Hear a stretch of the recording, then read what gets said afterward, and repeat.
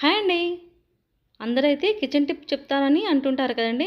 ఈరోజు bathroom tip చెప్తానండి. Bathroom టిప్పా? అదేంటి అని నవ్వుకుంటున్నారా? నవ్వుకోకండి. నేను చెప్పేది అయితే కాస్త చూడండి. మన వాష్‌రూమ్‌లో అయితే ఇలా సబ్బు పీసులైతే మిగిలిపోతూనే ఉంటాయి గదండీ!